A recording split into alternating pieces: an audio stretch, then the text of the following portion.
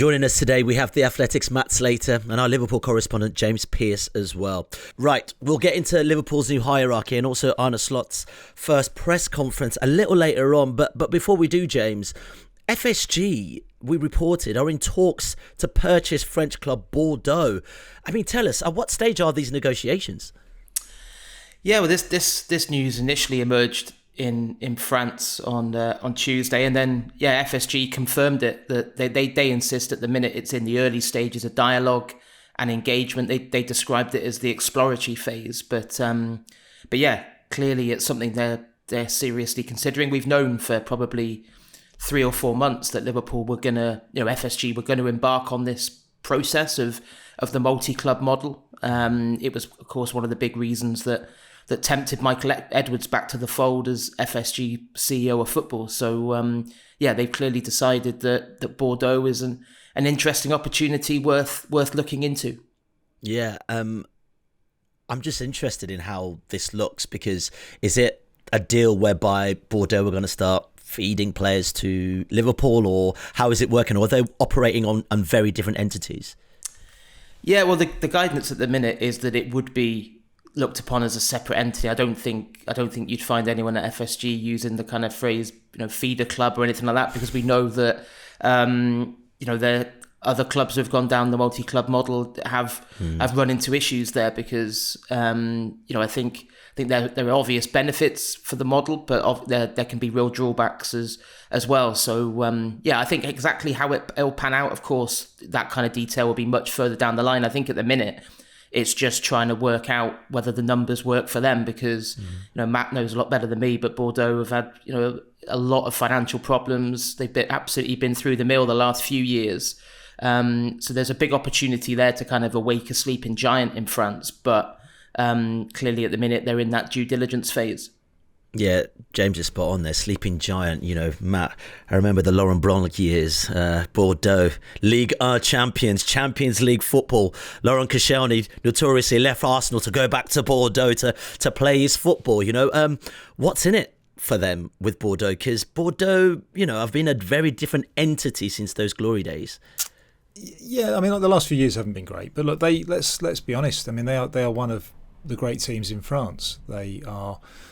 They've got a great track record in terms of trophies, a fantastic record in terms of developing players. Just some of the greatest names in French football have been through Bordeaux. There's a couple in the team right now that we saw play in the semi-final in Spain. So Jules Koundé and Aurélien Tchouameni came through the Bordeaux system. Zinedine Zidane, Christophe Dugarry, Lizarazu. I mean, there's just so many. So, a fantastic track record of finding and developing talent. Bordeaux is a pretty big city. Bordeaux hasn't got much competition for eyeballs, if you like, in terms of football. So there isn't really a big team until you get to Toulouse, which is sort of 200k at least away. So they've got like this fantastic radius of potential fans. I think the city is about 250,000, but about 750,000 in the metropolitan area, and then this big sort of hinterland. So fan base, track record of developing talent, prestige, well supported. They've not had a great run of late. They had a poor season last season. I think they finished 12th in the second division in France, and yet still getting 21,000. They take a couple thousand away with them, which isn't often the case in French football. So a loyal fan base.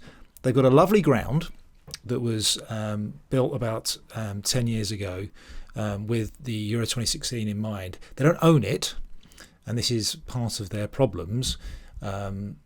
It's owned by the council, but it is very nice, and it is almost certainly available for a new owner with money, which would tidy things up. They don't own their training ground. They don't own much, to be honest. They own the brand, which is a great brand in France, and I think could come back in terms of European football too. And they own the players they've got.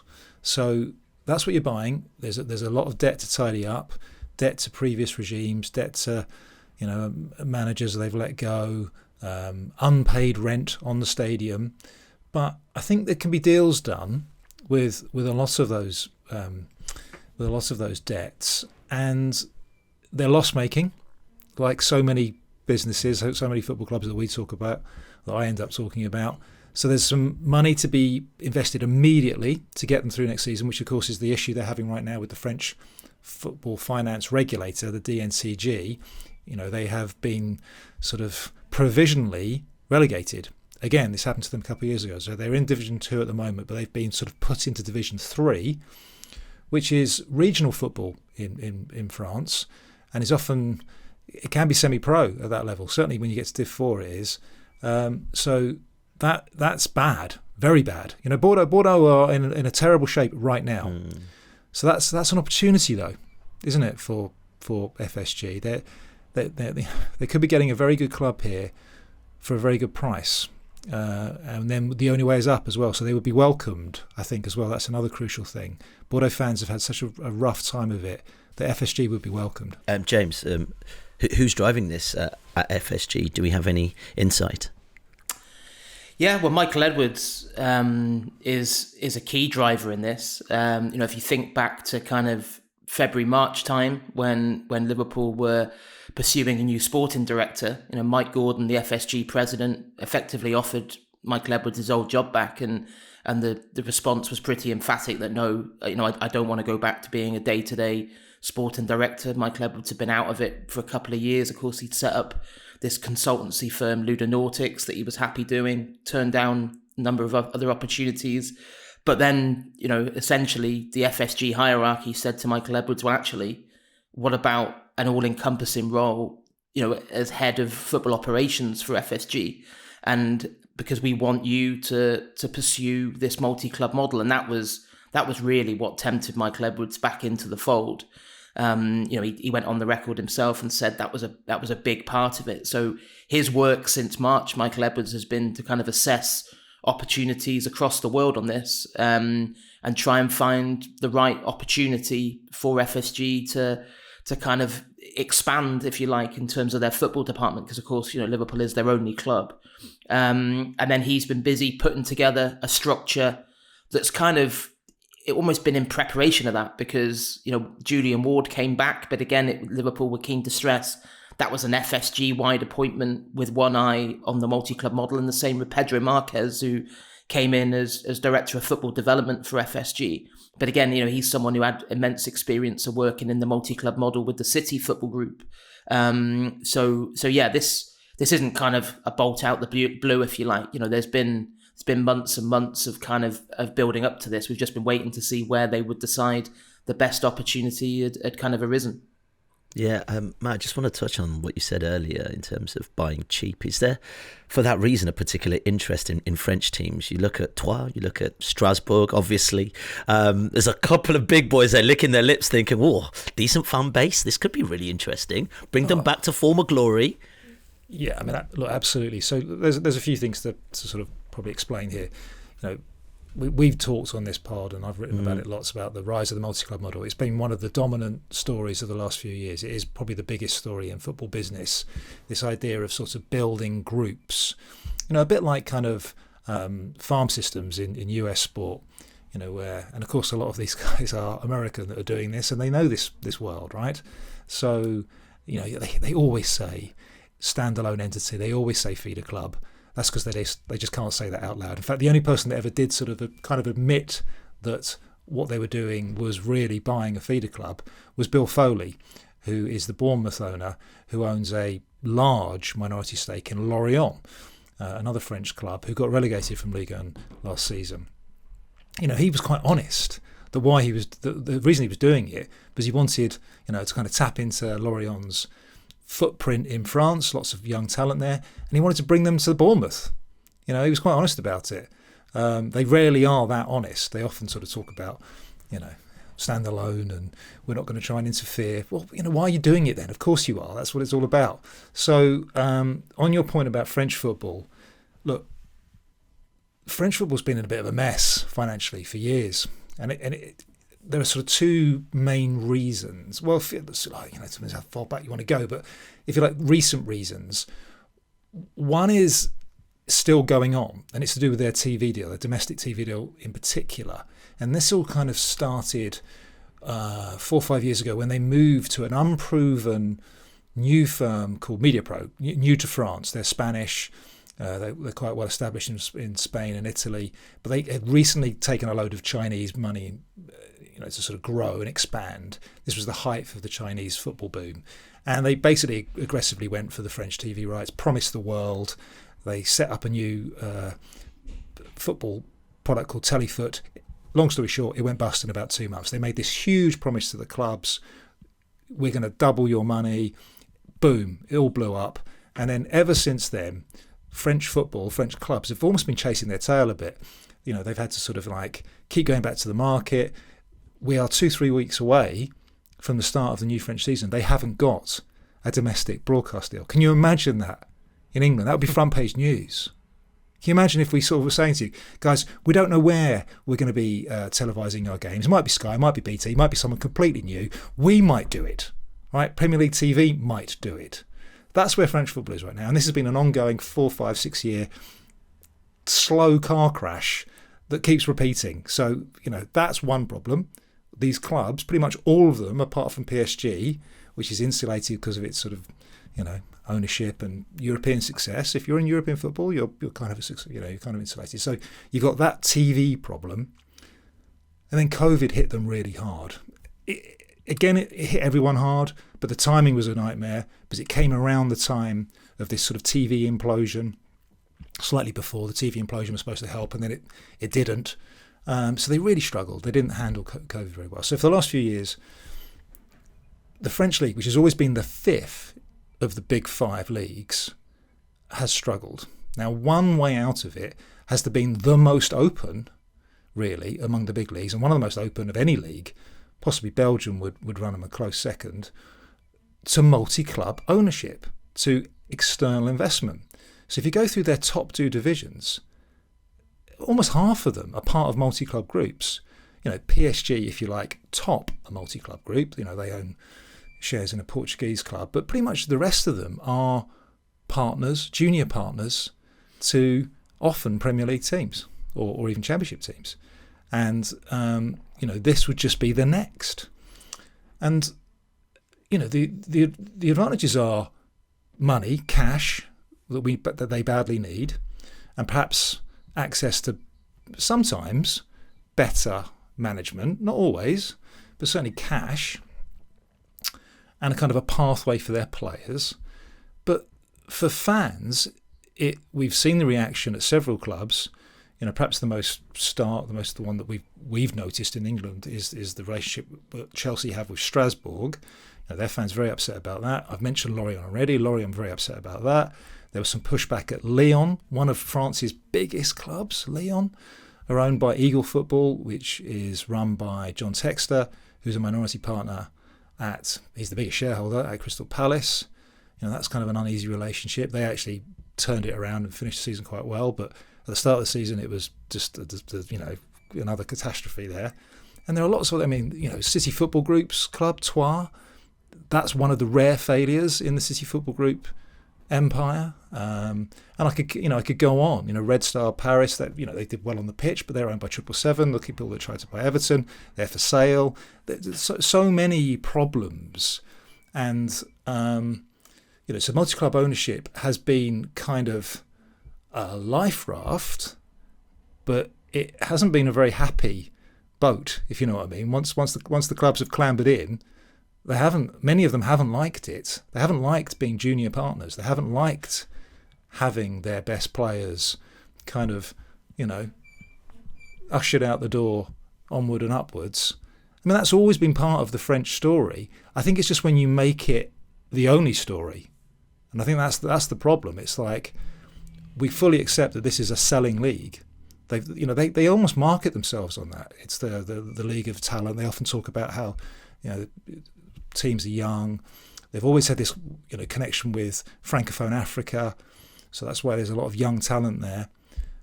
But when they are bought specifically to do that, I think it feels a bit differently. So that's why it's often jarred with fans. But it's French football, the league, the problems they've had, multi-club ownership, all wrapped up together. I think Bordeaux is interesting because Bordeaux could. I see slight parallels with what FSG did with Liverpool, what brought them to football in the first place. Liverpool were a great brand on, in real trouble. Yeah. A lot of debt, not far off bankruptcy, in court, fighting for their life. FSG spotted an opportunity. I know, okay, Liverpool fans were going, yeah, but we're bigger than Bordeaux. Yeah, all right. But I'm saying, relatively, there are parallels between what's going on here. Yeah, you're nodding to that, James. Do you see some serious benefits for Liverpool for this deal to go through as well? Potentially, yeah. I mean, I certainly agree with Matt that I'm sure there were some kind of that it wasn't missed by FSG when they looked into this, the parallels with the state of Liverpool in 2010, just in terms of what an absolute mess the club was in. Yet when you looked at the fan base, the potential, I think, to build is a big thing. And also, I think, as Matt said, because the multi-club model, when you embark on it, can be problematic in terms of winning people over. It's a lot easier to win people over when, at the moment, the alternative to FSG buying Bordeaux is them being relegated to the third tier and maybe not even having a future. So I think, I think that kind of helps it if you're trying to win over hearts and minds if you're FSG in those discussions. In terms of Liverpool, I mean, I think, we won't know until further down the road. I mean, we know kind of in theory why they want to do this. I mean, Mike Gordon, the FSG president, emailed all club staff back in March when he was effectively handing over to Michael Edwards, and he kind of said, this is about strengthening Liverpool's future. He said, we need this to ensure we remain competitive, because when you look at it, since the Brexit regulations came in 2021, of course, English clubs haven't been able to bring over young players under the age of 18 from overseas. If you own a club in the European Union, that suddenly becomes easier because you can put them there, and then they can move on to Liverpool at 18. You've had other examples of other clubs where, say, a player can't get a work permit to come to Liverpool. Well, again, if he's playing regularly in a club like Bordeaux in France, then suddenly that improves his eligibility qualification criteria to potentially then get a work permit. And also in terms of loaning players, teams in a multi-club model tend to have the same brand of football, same style of play. So you kind of have that added security as well in terms of, if you're loaning a player there, you're almost you've got a lot more control over how much they play than if it's just a normal loan. And I think, I know a couple of times in the not too distant past, Liverpool have had discussions with South American players that they wanted to sign, yet they couldn't get a work permit, and they ended up going elsewhere because they said, well, yeah, you'd have to go out on loan to such and such.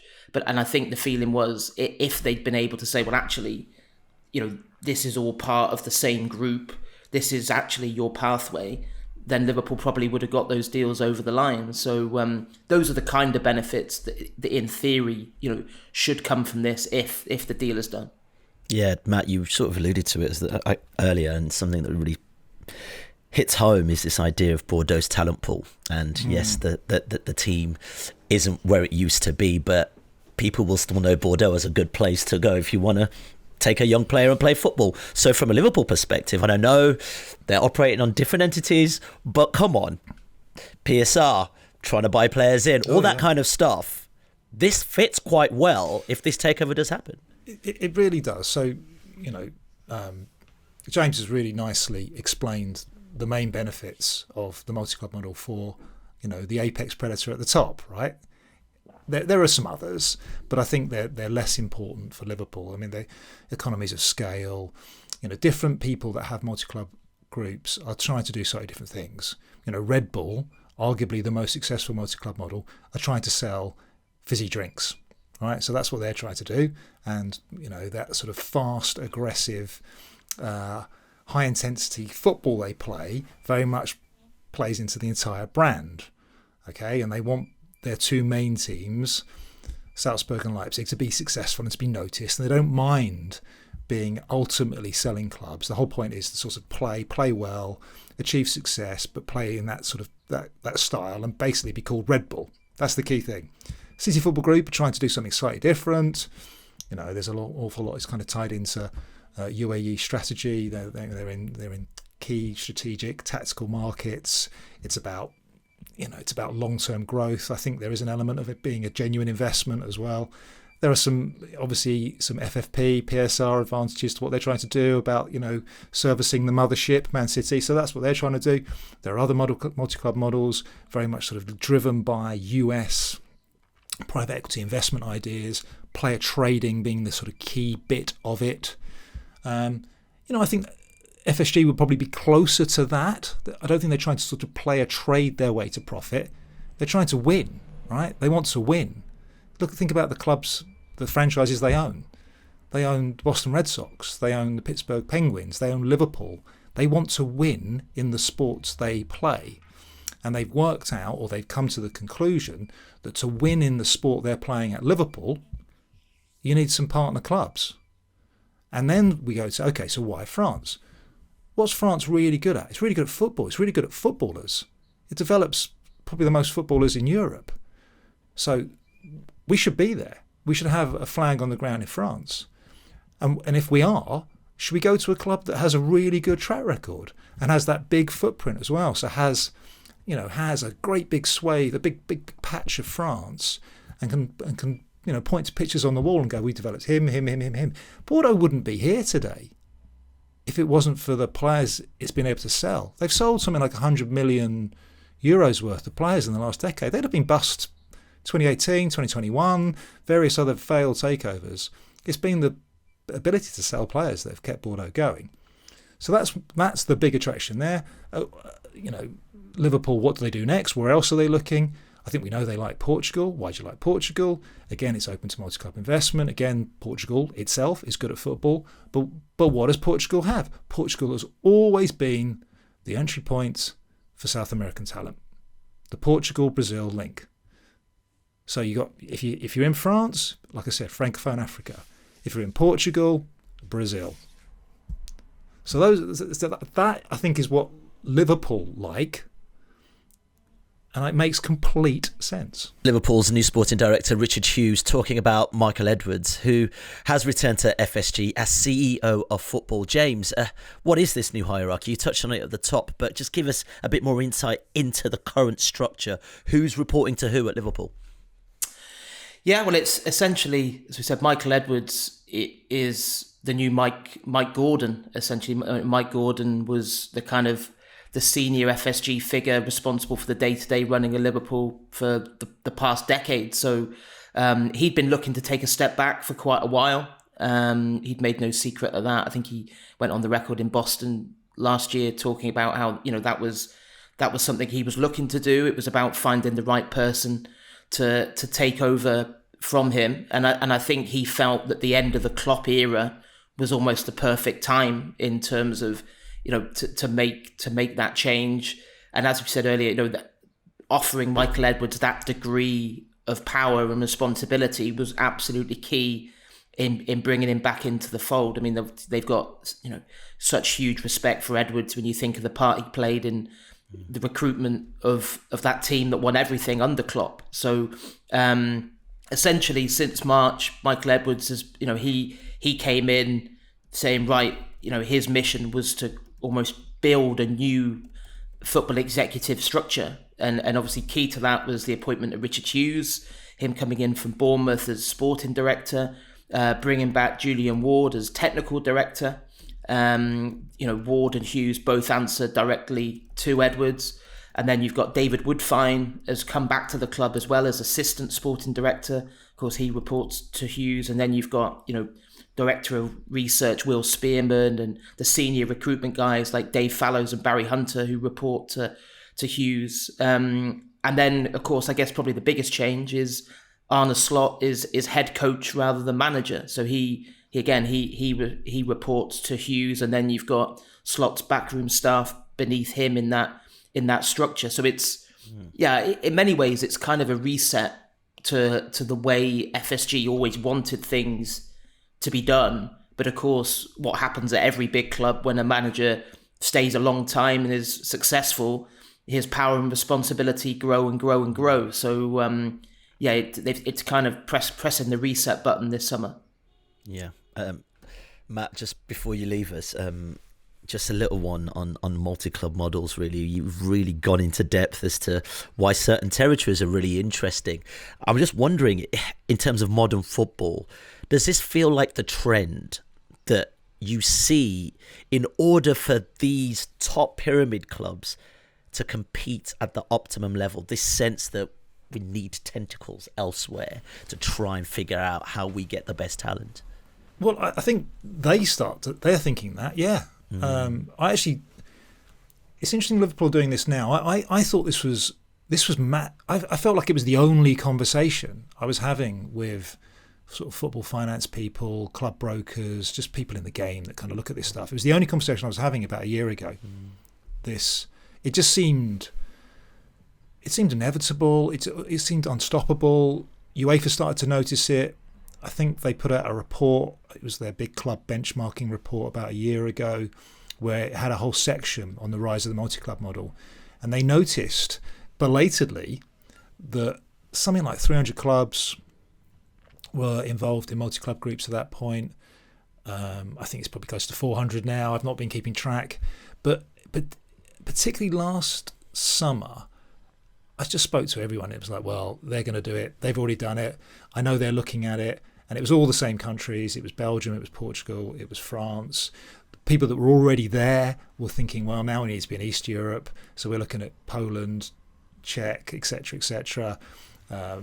People that had already done that were thinking, well, you know what? We need to have academies now. We actually need to have like private academies in Africa and Brazil and Central America. And, and CFG were up to whatever it was, 12, 13 clubs. And all they've already got partner clubs as well who they don't fully own. So in some ways, things have calmed down a tiny bit. I think because that whole movement was very quick, very aggressive, and I think there's been a bit of a pause just to see how it's actually working. And I think things like Chelsea's difficult start at Strasbourg, where there's like no clear evidence that anything's kind of working. Lorient and Bournemouth I mentioned. There's some of the early tensions in that Eagle football group, that John Textor group. He also has a club in Brazil. He has one in Brussels. 777, of course, another one that we've talked about endlessly. Their attempts to buy Everton. I think that would have been their 7th or 8th club. I can't remember. All of those clubs, they didn't get Everton over the line, of course, because they just fell apart. And all of their clubs are for sale now. There's sort of question marks about all their clubs. Standard Liège, for example, as we speak. We're on Wednesday today. Bids are going in for Standard Liège to kind of rescue them from, God knows what, a very uncertain future. So there's been a bit of a pause. The idea hasn't gone away, though. People still like the idea. It's almost like one of those sort of great theories that hasn't been properly proven yet. It sounds like a really good idea.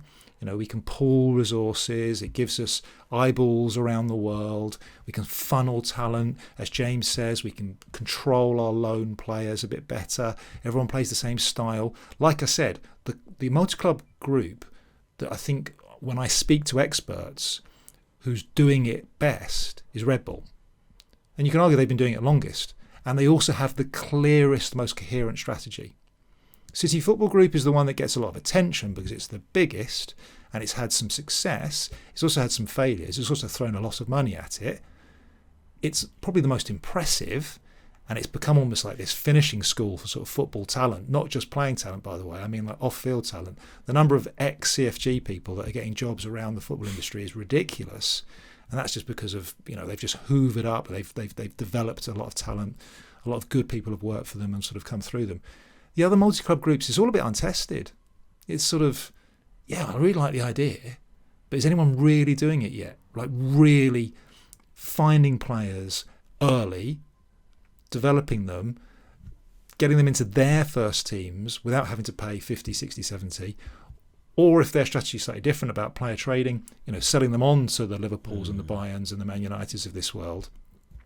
I've not really seen huge evidence of that. I've not seen profit, if you like, yet, or sustained success apart from Man City. But then, is it really the multi-club group that's doing that? I would argue no, not really, not yet, apart from the PSR benefits, which are obviously incredibly controversial and debatable. But so the whole theory feels a bit unproven, but everyone likes the theory. Right. Let's leave it there. Matt, thanks so much for your time. I know you've got to jet off, but really appreciate you joining us on today's pod. Well, James, you attended Arne Slot's first press conference and actually listened to the latest episode of the Walk On podcast. It's interesting, actually. It sounds like Slot is a guy who's confident in himself, but from your perspective, how would you compare it to the unveiling of Jurgen Klopp? I mean, it was a lot more understated and low key, which I think was to be expected, really. I think anyone that was hoping for kind of, stand out, kind of slogans or catchphrases that we'll be remembering for years to come, and will be on banners on the Kop or whatever else. It just wasn't that type of unveiling. You think back to Klopp's in 2015. I was in that room and it was like a Hollywood superstar had walked in.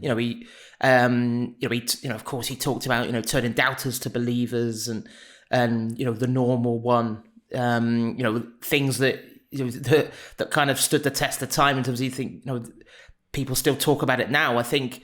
But Liverpool are in such a different position. I think back then they needed a saviour. They needed someone to pick them off their knees because they'd fallen on such hard times. The difference now is that Slot is walking into a club that's been transformed, really. When you think right down to the infrastructure with the new training complex, the way in which Anfield's been developed, the squad. It's very rare that you take over a club the size of Liverpool when there's not a rebuilding job to be done. The feeling is that, he said himself, he's inherited a very good squad. And I thought he struck a really good balance between being respectful to Klopp and the past and the challenge of following in the footsteps of an icon, but also clearly wanting to put his own stamp on the job as well. And I thought he was authentic, which again is something that Liverpool fans, want to see, because I don't think you want to see someone trying to be something they're not. And I thought it was a really solid start from him. Yeah, also a new sporting director, Richard Hughes, was also speaking as well. From your perspective, how significant was that? Yeah, it did feel significant, because I was kind of thinking back, racking my brain, thinking, well, when was the last time I got the chance to ask questions of a Liverpool sporting director in a public forum like that? And it was probably Damien Comolli 12, 13 years ago, because, of course, Michael Edwards deliberately kept a very low profile. Julian Ward was the same. Jörg Schmadtke was only doing the job on an interim basis last season. And of course, he didn't ever face up to the media. But I don't think it really mattered then, because Klopp was this big, all-encompassing figure that was like the spokesman for the entire club, I think. But I think that with the dynamic changing with Slot as head coach, I think that's got to be seen as a positive, that if Hughes is going to be a bit more public-facing, because I think there's bound to be times when that decision-making process probably, it's beneficial for everyone for it to be explained. And you can't expect Slot to be answering questions on things that are, effectively above his pay grade. Well, that was Richard Hughes responding to a question regarding the contracts of Trent Alexander-Arnold, Virgil van Dijk and Mohamed Salah, who were all heading into the final, 12 months of their deals at James. How much uncertainty is there surrounding the futures of these three players, James, and very important players, may I add? Yeah, well, there is uncertainty, and there will be until there are, the ink is dry on any renewals, because it is a big topic of debate amongst supporters. I think you could make a strong case for, some of those contract renewals being far more important than actually bringing fresh talent to the club this summer. Certainly one of the biggest issues that Hughes inherited as sporting director. And, I wasn't surprised that he wasn't prepared to discuss it at that press conference, because, he said, of course it was where they were up to in those discussions was confidential. He also said he knows from the discussions he's had that those three players are 100% fully committed for the season ahead. But yeah, I mean, I think they're three different scenarios, really, because Trent clearly has to be the absolute priority when, it seems crazy to even say it, but it's like we're in a situation where in 6 months' time, he could sign a pre-contract with an overseas club. And, people say, is the interest from Real Madrid genuine? I'd imagine every single major club in Europe would be looking at it and going, wow, what an opportunity that would be if we could get Trent on a free. Now, I hope it doesn't come to that. And I'm sure Liverpool will be doing everything they can to address it in the coming weeks. Of course, I think those discussions have been on hold during the Euros. So I'd really hope that between the end of the Euros and the start of the season that can be sorted, because, Trent, he's the future of Liverpool, as much as he's been so key to the previous era. Vice captain, he's being groomed for the main job. And then the other two are slightly different. I think the Van Dijk one will get done because I think, he absolutely loves being at Liverpool. He's certainly got a lot left in the tank to offer. So I'm pretty confident he'll sign an extension. And then I think with Salah, as we all know, there's that interest from Saudi just looming in the background. And, the kind of noises from the Saudi Pro League are that they didn't think it was ever realistic they were going to be able to get him this summer. But they felt there's a good chance in 2025 when he could be a free agent. So with the Salah one, it will just come down to, is that competitive fire that burns inside him. Does he still want to play at the highest level beyond this coming season? I hope again that they can come to an agreement where he maybe stays and signs another 2-year extension for argument's sake. But of course, we know that, the longer these things go on, the numbers were absolutely mind-boggling on offer last summer from Saudi Pro League. So imagine what they would be if there was no transfer fee involved in 2025. Yeah, well, something that also sort of jumped out of that press conference was that, for the time being, considering the team he's inherited, Arne Slot is happy to work with his lot for the time being. In terms of bringing players in or letting players go, especially in this transfer window, anything you're hearing, anything pricking your ears, James? Well, I think we just, in that press conference, we had confirmation of what we've been reporting. It was that, Slot wanted a period of time during pre-season to fully assess what he has inherited before making big decisions about, what needs to happen in the transfer market. And it was never going to be a busy summer. I mean, there will be additions, but Hughes said himself he foresees the market being busier in August than it is in July. And I think that makes sense because a lot of it does depend on who steps up and delivers in pre-season. There's a few outgoings that are kind of bubbling away in the background at the minute. I'd certainly expect Nat Phillips to leave. He's down to his last year. Liverpool have just rejected £4 million offer from Trabzonspor in Turkey. Interest from a lot of Championship clubs as well. That will. I think it's just a case of weighing up what is the best option for him. And then Sepp van den Berg is an interesting one. He had a really good season on loan at Mainz in Bundesliga last season. The expectation was that he would move on, yet, Liverpool value him at £20 million. No one's come close to offering that for him. They've rejected approaches from Mainz and from Wolfsburg. And Slot has been really impressed by him. He wants to give Van den Berg an opportunity in the friendlies. Liverpool play 3 times in the States on the pre-season tour. They fly to Pittsburgh on July the 23rd. So yeah, it's, and that's why it's difficult to pinpoint what Liverpool are going to do in the market, because with Sepp van den Berg, for example, if he does really kick on, then that could be your Joel Matip replacement. If he doesn't, and Liverpool end up getting an offer they think is worth it to accept, then Liverpool clearly are going to have to go and recruit a centre-back. They're looking at options potentially in that holding midfield role. And we know that they've considered signing a wide attacker. Of course, they were offered Anthony Gordon by Newcastle not too long ago, but they didn't think it was worth considering at the valuation that was placed on Gordon. So, there will be business done at Liverpool, but I'm expecting it to happen later in the window and not too much, because Slot and Hughes and Edwards are in full agreement that there's an awful lot of potential in that squad Klopp left behind, that they believe that Slot and his staff can develop and take them to the next level.